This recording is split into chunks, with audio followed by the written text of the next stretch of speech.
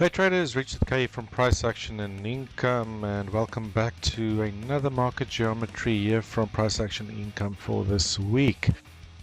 Last week I spoke a little bit about back to basics, how to draw the pitchforks, especially for those guys new to pitchforks. I mentioned that I'll do a video on channels a little bit later on, which I'll still get to.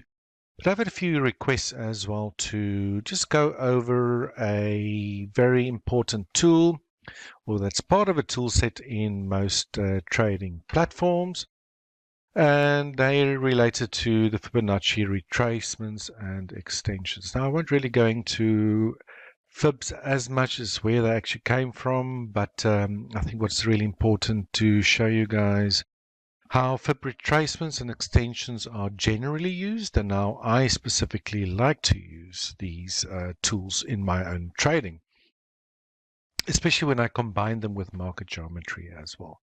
So as most of you would know, Fib retracements, let's just start with that, for example, is a tool that traders will often use to find a level or a Fib retracement. Let me just blow this up for you guys, where a market is most likely to find, in this case, a market that goes upwards.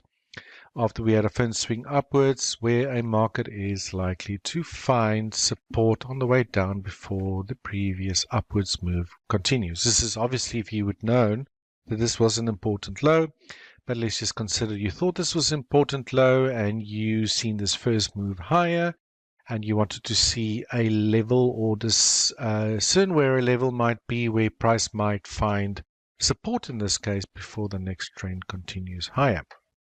And very simply, a trader would then just use the low of this move to the high of that move over there, connect just to simple pivots or anchors, and then see where the market retraces back to. In this case, price reverted back to the 0.618% retracement, which is also known as the golden ratio. And then traders could then either use a combination of various pivots. There are so many different ones to use, but like you'll see that since it is so commonly used by traders, that it can be a really good tool to use, but in some cases you'll have price overshoot or undershoot a Fib retracement level. And some traders would then think that they do not work, which is just, in my opinion, sometimes the case. I think if you start using Fibonacci retracements or extensions in combinations with how patterns or understand how patterns work, and then combine that with market geometry, as long as you then see a confluence of multiple areas, then in most cases you have a high degree or scenario of a probable change in trend. And if you see, if we use this low to that high, price again retraced to 0.618 and price went upwards. And this is obviously in hindsight, guys. If we use this low, for example, over here, we had a 0.786%. And if we use that previous swing as well, then we had a confluence of two different Fibonacci retracement levels where price found support at, which is something I would often quite look at least having at least two different Fibonacci levels where they meet each other, a tight confluence area where they might meet, where price might find support in this case before price went upwards.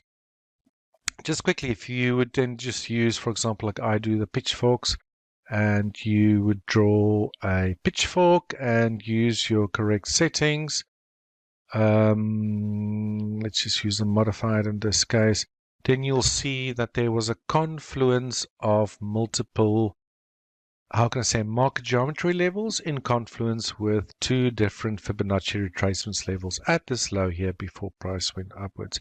Again, guys, in hindsight, I'll later be showing you another tool that I'm quite interested in using a bit more often at the moment, because it's really showing some decent support or resistance levels, but just used in a different way.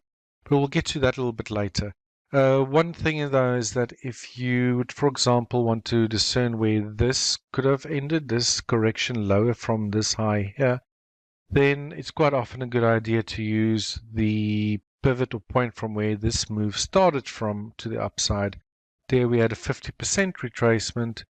If we used this low over here to that high over there, we had a confluence of different Fibonacci retracements levels, giving us a zone of 50% retracement. Even if we use this low to that high over there, then you'll see that this one didn't really give us that much. It's why important to use different swings when you're trying to find levels of support. Obviously, in this case, a market going higher.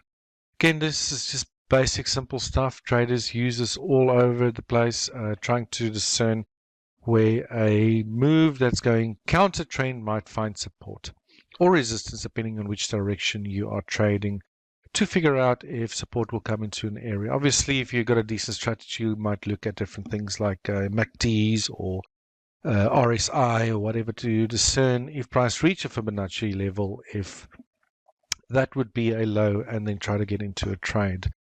So this is pretty much very simple stuff on the retracement side. So I'll later show you a little example of how I like to use retracements as well in combination with market patterns.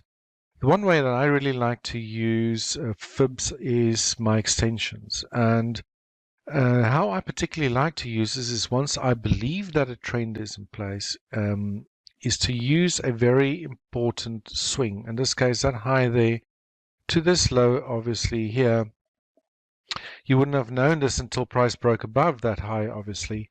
But I like to use my Fibonacci extension levels. And all the Fibonacci extension level does is to measure the swing that you're using or the height of the swing, projecting it to a low, and then extending Fibonacci levels to the upside.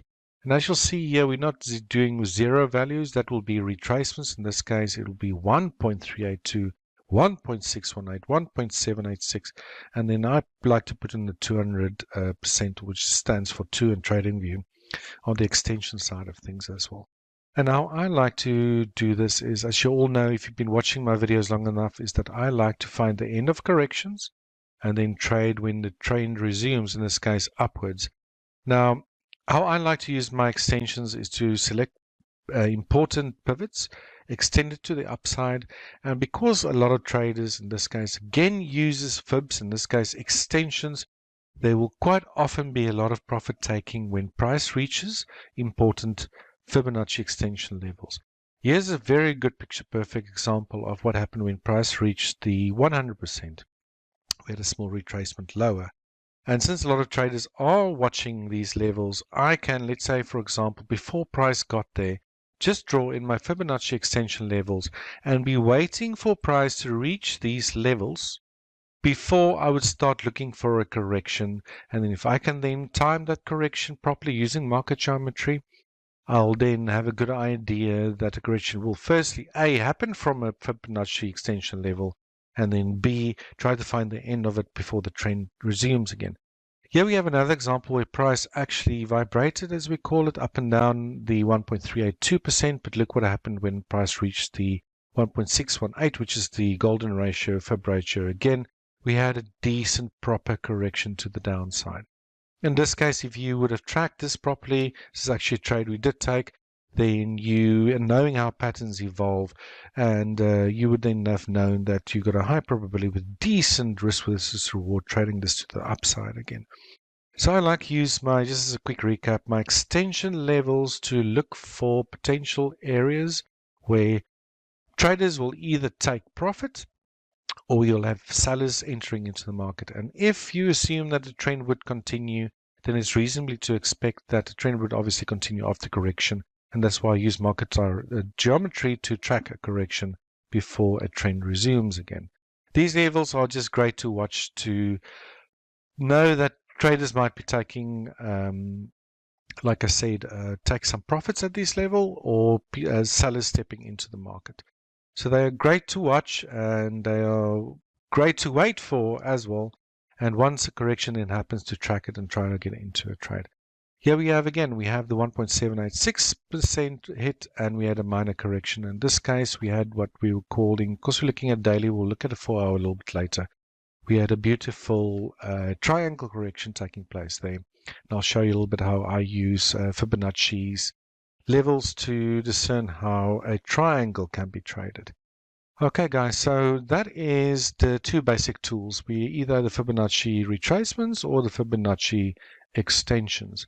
which are tools that traders use quite a lot. And since they do trade them or use them a lot, it's also good to know where traders position themselves and where they might be taking profit.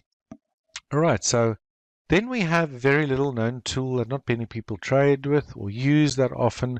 And if you're familiar with TradingView, then you can find that tool at the bottom here. It's called a Fib Speed Retracement Fan. And I believe this is a MetaTrader 4 as well. But what's really cool here is if you would then select just two pivots, like we did before with the retracement side of things, and select another pivot on the high side over here. Let me just open this and explain to you what's happening here. You'll see, as with our retracements that we've had previously, if we just do this, do that there, your retracement levels will be shown as 0.382, 0.5, 0.618, and 0.786. And just to explain this visually for you guys, if I would drop a vertical line into that high over there, all that these do, as TradingView calls them Fib Speed Resistance lines, I just like to call them Fib fans. All they do is project a line, which are also then called a 0.382, 0.5, 0.618, and 0.786% lines at an area where they would have crossed from this vertical line, as you can see over there. It crosses through the 0.382 upwards, 0.5 upwards, 0.618 upwards, and the 0.786% upwards. So they're giving us angled lines rather than horizontal lines. And what's really cool about this tool is that you'll quite often see that when you do get a retracement, that's going from that high to, from this low to that high, that price actually stops short of the 0.5% over here. Obviously, you could have used this swing and that swing, and this is why you have to play around with these lines quite often and continuously draw them.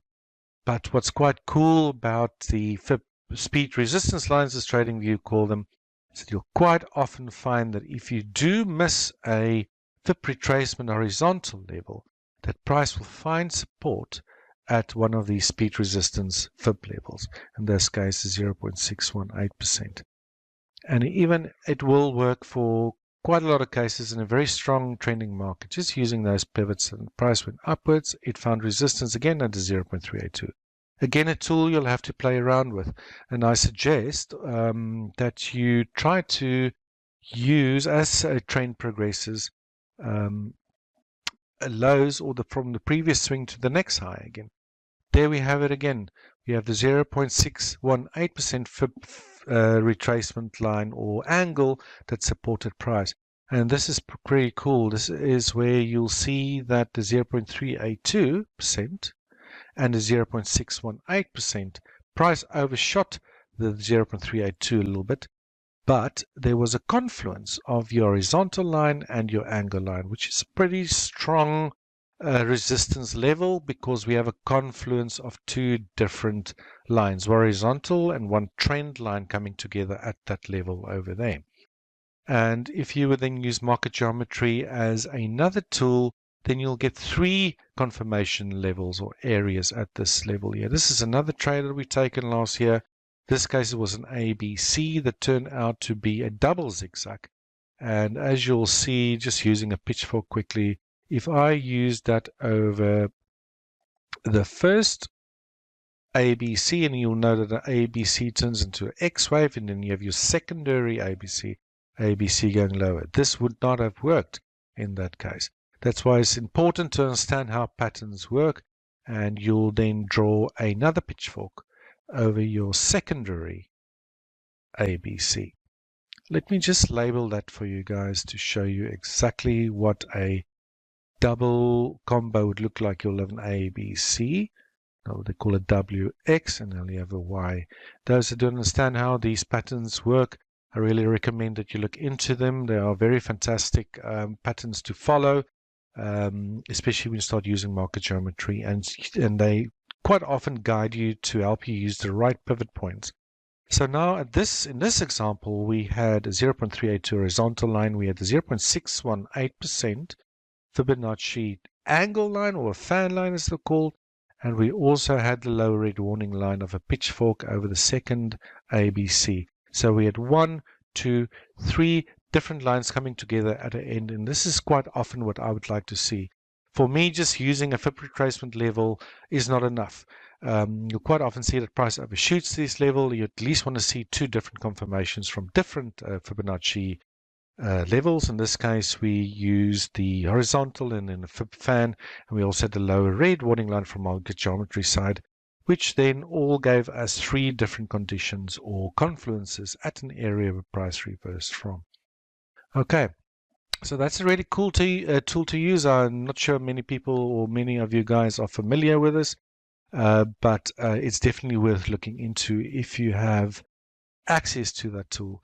Let me just go quickly back to a 4-hour chart and show you how I particularly like to use Fibonacci retracements in this situation, especially when applied to triangle corrections, which is what we've had over here. Sorry guys, let me open up this. We had a high here in January, and then price started moving low. It went upwards, lower, upwards, upwards. And this is a pattern that we believed, and also Trade Live, was a Fibonacci, a ascending triangle. At that stage, it was difficult to discern if we're going to get an ascending triangle, which has got a flat top, or a symmetrical triangle, which is the case with triangles quite often. You'll never know when one changes into the other. But either way, there are methods to use with your Fibonacci, especially when you use Fibonacci retracement levels, to discern whether you are dealing with a symmetrical triangle or if you're dealing with a ascending triangle. Either way, you probably all know that triangles work in 5 waves. You'll obviously, in this case, price went up, so you want to be going counter trend. A wave, B wave, C wave, and D wave. So let me just get rid of my magnet mode there. Oops, let me just get rid of it. Sorry guys, sometimes a bit of a hassle working with magnet mode. A, B, C, D, E. And you can discern if this was either just an A, B, C with price going higher, or this was an A, B, C, D, E. It's really up to you. Either way, there were Fibonacci relationships between these higher lows, on the way before price broke up to the upside. And this is how I use to discern how triangles. Let me just get my tool out there. Retraces to specific levels. And this is a very good example. And this is you'll quite often find in triangles. So from your high, your first correction low, which I labeled as A, you wouldn't have known that this was an A until price stopped dead in its tracks at 0.786 and price started trading lower again. So that was the first clue that we're probably dealing with a triangle, but it was still too early to say. But once you've seen a retracement to the downside, if you then just use your Fibonacci retracement again, you see we just almost hit the 0.786% and price went upwards. At this stage, it would be your second confirmation or clue that you might be dealing with a triangle, but it will still be too early to say for sure. So at this stage, we can go A, B, anticipate that you might get a D wave. So if a D wave would then to come end at a level, they will then normally happen at the Fibonacci retracement level once again. In this case, I measured it from the B to the C, and price reached the 0.618% to the T and moved lower. And it was at this stage where we were forming higher lows on the way upwards, that we had high probabilities, some triangles underway, that all you needed to do was to wait for your E wave. And how did we do that? We just draw a Fibonacci retracement level from your C wave to your D wave, and you're trying to find a level where your E wave could end. And in this scenario, you'll quite often find that it's good to identify a zone where you believe such a retracement on an E wave on a triangle might end, and then to see what happens when price reaches there. You can look at multiple things like momentum divergence. Again, use your market geometry if that is one of the tools you use to see if something happened at this low before the trend continues. Otherwise, you could have just waited for a break above that trend line or upper trend line of the triangle, and you would have been into this trade. But either way, it's quite often a great idea because your E waves will often terminate between 50% to 0.786%. So if you had that zone in mind when price started moving down, then you had a high probability setup. And this is one of the techniques I use with a pattern like the triangle, for example, to discern or understand how they tend to behave. And these waves, in this case 5 waves A, B, C, D, E, tend to end at Fibonacci retracement levels. Okay guys, that was just a short video on Fibonacci retracements, extensions, especially on the extension side. I typically like to use them to identify levels before price get there where I would expect other traders to watch those levels, either take profit or sellers in this case, in this example, in the bull market start taking profit or reversing their direction, and then using market geometry and a combination of Fibonacci retracements and even that fan that I showed you earlier on with market geometry, as when you start seeing confluence of multiple lines and not just a simple retracement line, but if you have multiple lines like market geometry, a Fib retracement, and even your fan in some cases, the more confluence you have at a zone, the stronger support level you would probably have, or resistance, depending which direction you're trading. And that would make your life so much easier. If you do not see a confluence of different levels, then I would say you're probably not dealing with a high probability trade. But anyway, guys, if you are interested in seeing more of these videos, then please subscribe to this channel, hit the like button. Don't forget to hit the notification or the bell button as well so you can alert it next time we make another video. And also, please read the description below this video. We got some great content and some more courses if you guys are interested in understanding how market geometry works and want to delve into this fascinating subject. Again, guys, thank you very much for watching today's video. I hope you're all keeping well and keeping safe. Until next time, this is Richard from Price Action Income. Goodbye.